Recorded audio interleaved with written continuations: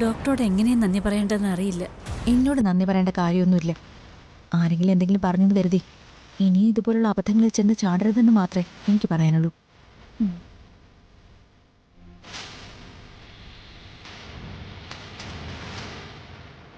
നമുക്കെല്ലാവർക്കും ഒന്ന് കുറച്ച് നേരത്തേക്ക് പുറത്തേക്ക് ഏട്ടനും ഏട്ടത്തിയും കുറച്ച് നേരം തനിച്ച് സംസാരിക്കട്ടെ.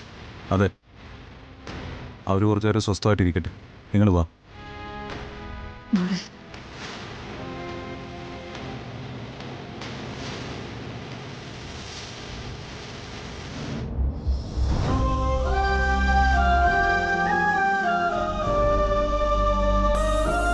താങ്ക്സ്.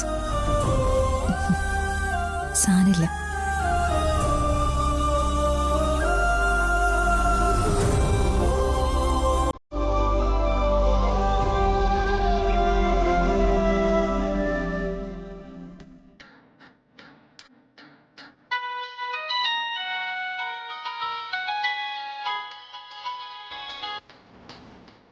ഹലോ.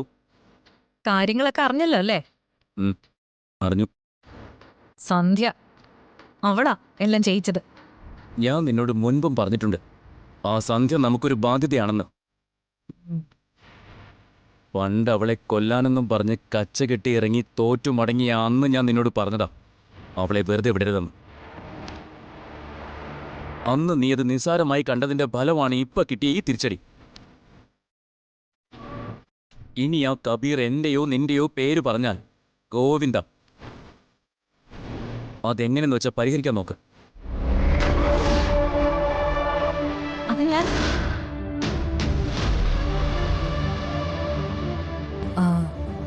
ഞാൻ വിളിക്കാം.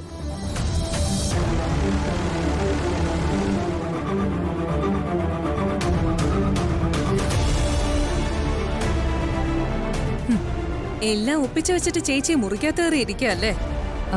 എല്ലാം ഒപ്പിച്ചു വെച്ചിട്ടോ? ഞാനെന്ത് ചെയ്തു? കൂടുതൽ അഭിനയിക്കേണ്ട ചേച്ചി. എനിക്കറിയാം ഇന്ന് ഹോസ്പിറ്റലിൽ നടന്ന സംഭവത്തിന് പിന്നിൽ ചേച്ചി തന്നെയാണെന്ന്. ആവശ്യമില്ലാത്ത കാര്യങ്ങൾ എന്നെ വലിച്ചഴിക്കരുത്. ഞാനിതൊന്നും അറിഞ്ഞു പോലുമില്ല. പിന്നെ ഇത് ഞാൻ വിശ്വസിക്കണമെങ്കിലേ ഞാൻ അവന്തികയുടെ അനിയത്തി അനഘ അല്ലാതാവണം. അർച്ചനയെടുത്ത് ട്രീറ്റ്മെന്റിലൂടെ പ്രസവിക്കുമെന്ന് അറിഞ്ഞപ്പോ അത് മുടക്കാനായിട്ടല്ലേ യൂട്രസ് റിമൂവ് ചെയ്യാനുള്ള തന്ത്രവുമായിട്ട് ചേച്ചി ഇറങ്ങിയത്.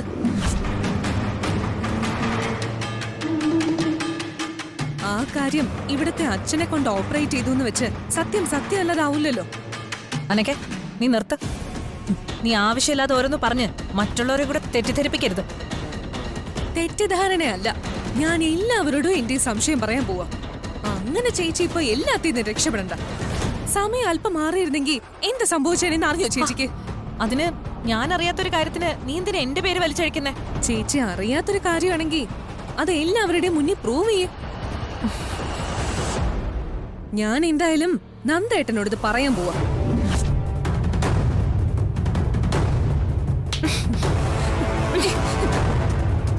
ഞാൻ മര്യാദയ്ക്ക് നിന്നോട് പറയാ, ആവശ്യമില്ലാത്ത കാര്യം പറഞ്ഞുണ്ടാക്കി ഇവിടെ വഴക്കുണ്ടാക്കിക്കരുത്.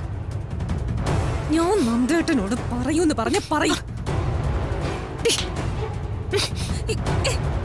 നിന്നോടല്ലേ പറഞ്ഞത്? ചേച്ചി വിട. പറഞ്ഞ മനസ്സിലാവില്ലെന്ന് വെച്ചാ നിന്നെ.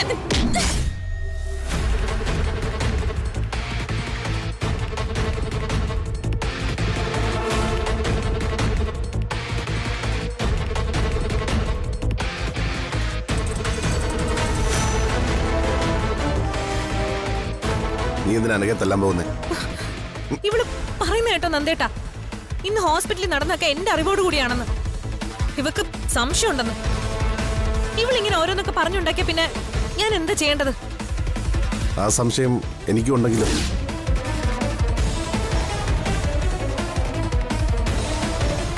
ഇതിന്റെയൊക്കെ പിന്നിൽ നീയാണെന്ന് അനഘയെക്കാളും സംശയം ഈ എനിക്കാ.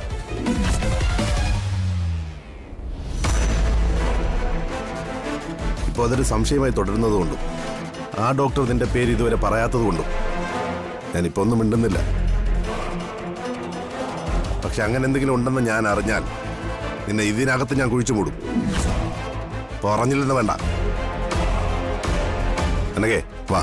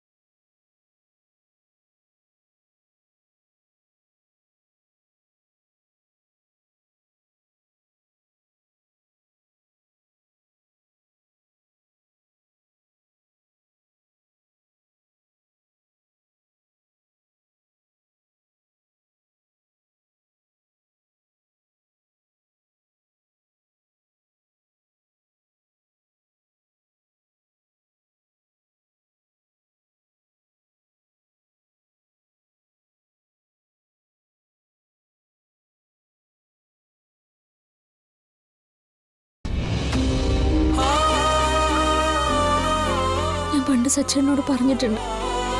സച്ചേട്ടൻ ഒരു കുഞ്ഞിനെ തരാൻ കഴിഞ്ഞില്ലെങ്കിൽ ഞാൻ സച്ചേട്ടന്റെ ജീവിതത്തിൽ നിന്ന് ഇറങ്ങി പോകുന്നു. അത് തന്നെയാ ഞാൻ ഇപ്പോഴും പറയുന്നത്. എല്ലാത്തിനും ഞാനൊരു കാലാവധി നിശ്ചയിച്ചിട്ടുണ്ട്.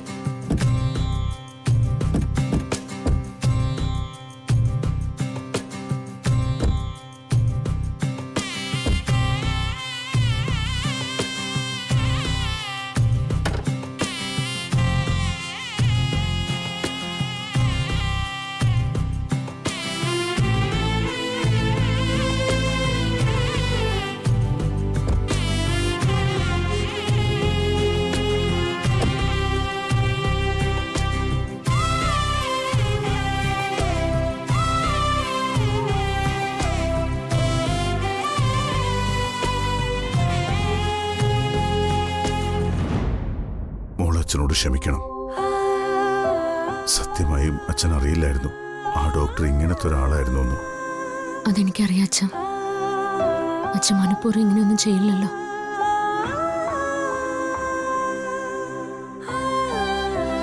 അച്ഛൻ അതോർത്ത് വിഷമിക്കണ്ട. കുറെ നാളായി എന്റെ ജീവിതത്തിൽ ഇതൊക്കെ തന്നെയല്ലേ.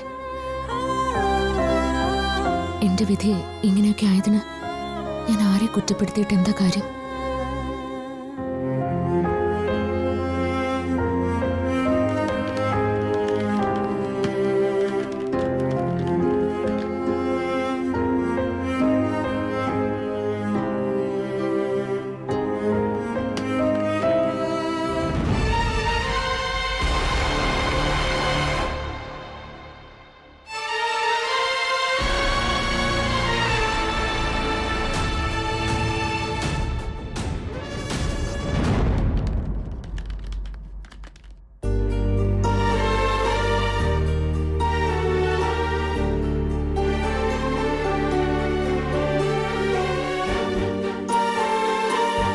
അർച്ചന, താൻ ഹോസ്പിറ്റലിൽ സംഭവിച്ചതൊക്കെ മറക്കണം. അതെ ഏട്ടത്തി, എന്തൊക്കെയായാലും മറ്റൊന്നും പറ്റാത്ത തന്നെ ഭാഗ്യം കരുതിയാൽ മതി.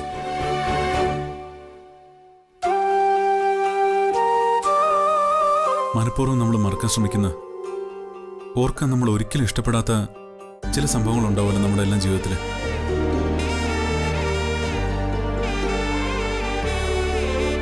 അതിൻ്റെ കൂടെ ഇതുകൂടി ഇരിക്കട്ടെ.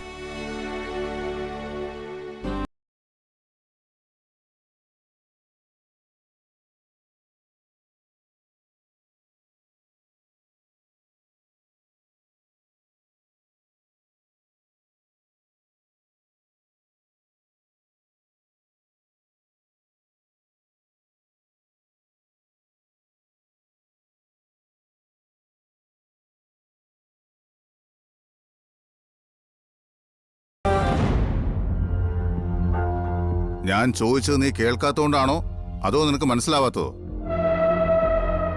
ചോദിച്ചതിന് ഉത്തരം പറയാൻ. അതച്ചാ, എനിക്കറിയില്ലായിരുന്നു അയാൾ അത്തരത്തിലൊരു ഡോക്ടറാണെന്ന്. എനിക്ക് അബദ്ധത്തെ പറ്റിപ്പോയതാ. ഉണ്ടായ തെറ്റ് അബദ്ധമെന്ന് പറഞ്ഞ് വില കുറച്ച് കാണിക്കണ്ട നീ.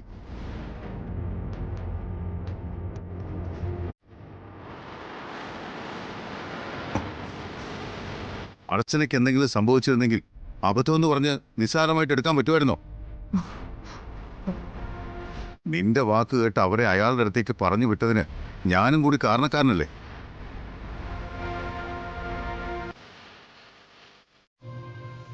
നിന്നോട് പലപ്പോഴും ഞാൻ പറഞ്ഞിട്ടുള്ളതാ, ഒരു കാര്യം ചെയ്യുന്നതിന് മുമ്പ് പലവട്ടം ആലോചിക്കണമെന്ന്.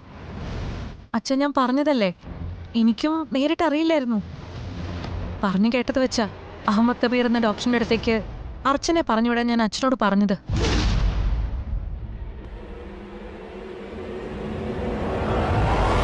അല്ലെങ്കിലും അറിഞ്ഞു വെച്ചോണ്ട് അപകടത്തിലേക്ക് ഞാൻ അർച്ചനെ പറഞ്ഞു വിടുന്ന അച്ഛന് തോന്നുന്നുണ്ടോ?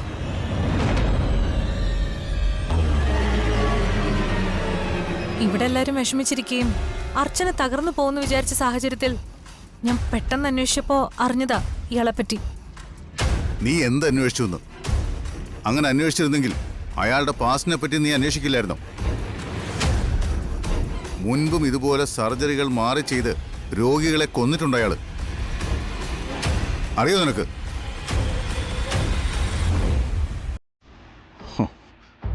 ആ സമയത്ത് സന്ധ്യ അവിടെ ചെന്നില്ലായിരുന്നെങ്കിൽ എന്റെ ഈശ്വര.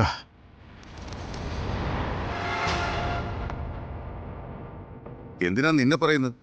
നിന്റെ വാക്കും കേട്ട് ഞാൻ ചെന്ന് സച്ചിയോടും അർച്ചനയോടും പറഞ്ഞ് അയാളുടെ അടുത്തേക്ക് അവരെ പറഞ്ഞു വിട്ടത് ഞാനല്ലേ? ഇനി മേലിൽ ഇതുപോലെ എല്ലാവരെയും തെറ്റിദ്ധരിപ്പിക്കുന്ന കാര്യങ്ങൾ അവന്തികയുടെ ഭാഗത്തുനിന്ന് ഉണ്ടാവരുത്. സോറി അച്ഛാ.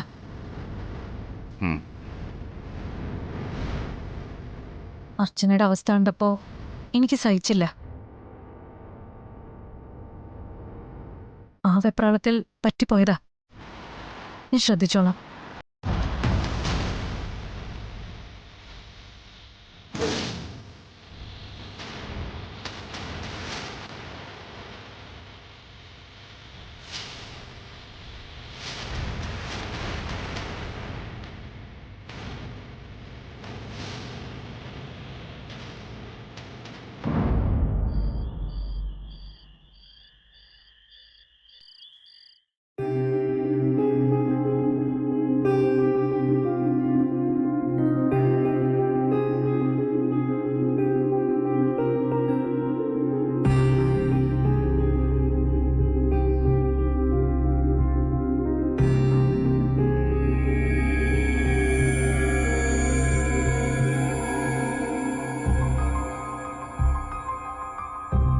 ഏട്ടത്തെ താഴേക്ക് കാണാത്തതുകൊണ്ട് ഞാൻ ഭക്ഷണം ഇങ്ങോട്ടെടുത്തു. ഏട്ടത്തേക്ക് വേണ്ടി ഞാൻ ഉണ്ടാക്കിയ സ്പെഷ്യൽ കഞ്ഞിയാ. ചമ്മന്തി അച്ചാറും ഒക്കെ ഉണ്ട്. ചൂട് മാറുന്നതിന് മുമ്പ് എടുത്ത് കുടിക്കും. അതവിടെ വെച്ചേക്ക, ഞാൻ കുടിച്ചോളാം. ആ, വേഗം എടുത്ത് കുടിക്കണേ.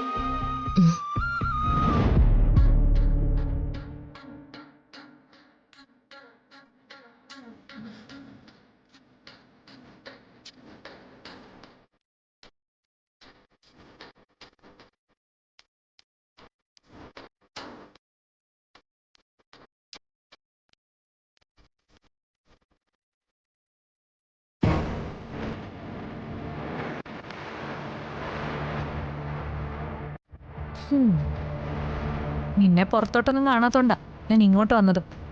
കാര്യങ്ങളൊക്കെ അറിഞ്ഞപ്പോ ഇങ്ങോട്ട് വന്ന് സംസാരിക്കണമെന്ന് കരുതിയതാ. ഞാൻ കരുതിയത് ഈ നാട്ടിലെ ഏറ്റവും വലിയ ക്രിമിനൽ ഞാനാണെന്നാ. ഇന്ന് ഡോക്ടറിന്റെ കാര്യം അറിഞ്ഞപ്പോ മനസ്സിലായി എന്നെ പോലെ തന്നെ മറ്റു പലരും ഉണ്ടെന്ന്. അധികം നിന്ന് വാചകം അടിക്കാതെ ഇറങ്ങി പോവാൻ നോക്ക്. ആട്ടി ഇറക്കാതെ അർച്ചനെ, ഞാൻ തന്നെ പൊയ്ക്കോളാം. സത്യം പറഞ്ഞ കാര്യങ്ങളൊക്കെ അറിഞ്ഞപ്പോ ഞാൻ തകർന്നു പോയി. എന്തറിഞ്ഞപ്പോഴാ തകർന്നത്? സർജറി നടന്നില്ലെന്നറിഞ്ഞപ്പോഴാ? എന്തു പറഞ്ഞാലും ഇങ്ങനെ തെറ്റിദ്ധരിക്കല്ലേ അർച്ചന? എന്തൊക്കെ പറഞ്ഞാലും നമ്മൾ ഈ വീട്ടിലെ മരുമക്കളല്ലേ. എനിക്ക് നിന്നോട് കുറച്ചെങ്കിലും സ്നേഹം കാണാതിരിക്കോ? ആ സ്നേഹം കൊണ്ടാവും അഹമ്മദ് കബീർ എന്ന ഡോക്ടറെ കണ്ടെത്തിയതും അത് അച്ഛനെ കൊണ്ട് പറയിച്ച് അയാളുടെ അടുത്ത് ഞങ്ങൾ എത്തിച്ചതും അല്ലേ?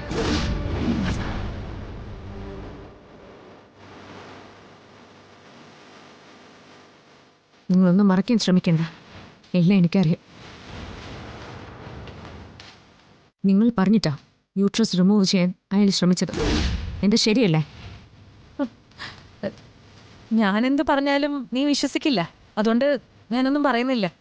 ശരി, ഗുഡ് നൈറ്റ്. ഒന്ന് നിന്നേ.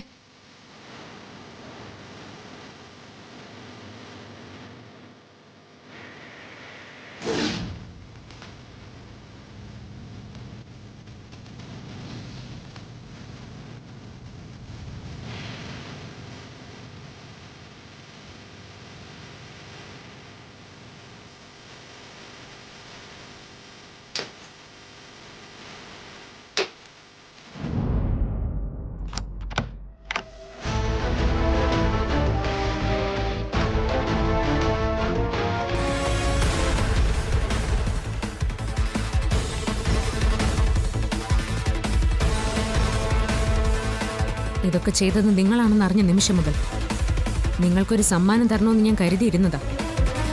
സന്ദർഭം ഒത്തു വരട്ടേന്ന് കരുതി. നിങ്ങളായിട്ട് തന്നെ ആ സന്ദർഭം ഉണ്ടാക്കിയ സ്ഥിതിക്ക് അത് ഇനി വൈകിപ്പിക്കുന്നില്ല.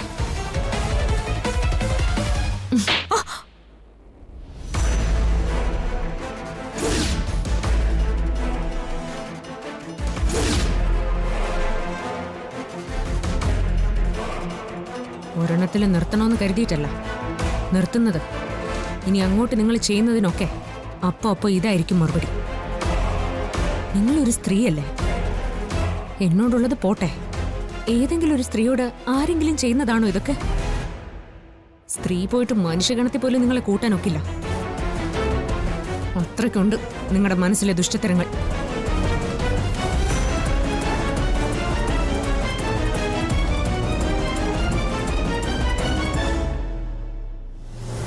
അതുകൊണ്ട് ഞാൻ നിങ്ങളെ അർച്ചന,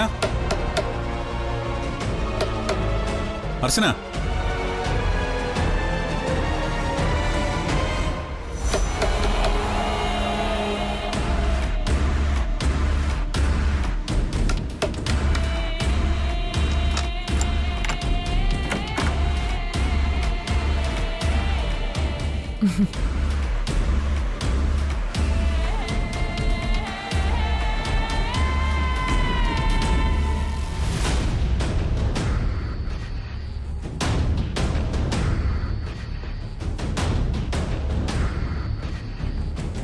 എടുത്തെന്തിനാ വന്നേ?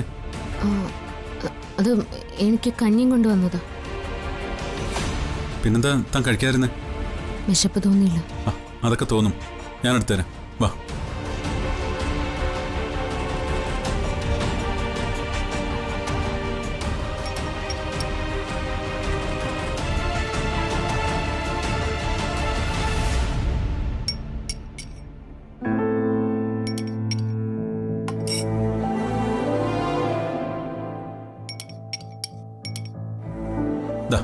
കുടിക്കേ.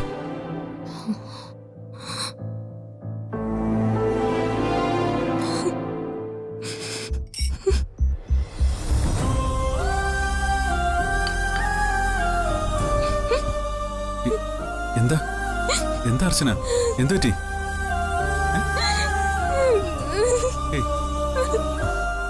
എന്താ എന്താ അർച്ചന, എന്താ ഇത്? സംഭവിച്ചതൊക്കെ മറക്കാനല്ലേ നമുക്ക് പറ്റൂ? ഇനി അതോർത്ത് കരഞ്ഞോണ്ടിരുന്നാലേ അതിനെ നേരം കാണും. താനിനിയും എന്റെ മുന്നിരുന്ന് കരയരുത്, അത് എനിക്കൂടെ വിഷമാവും. താനിവിടെ ഇരിക്കേ.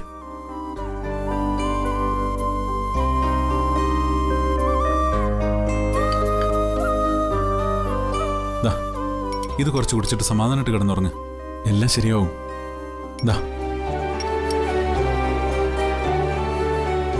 എല്ലാം ശരിയാവും. കഴിക്കേ.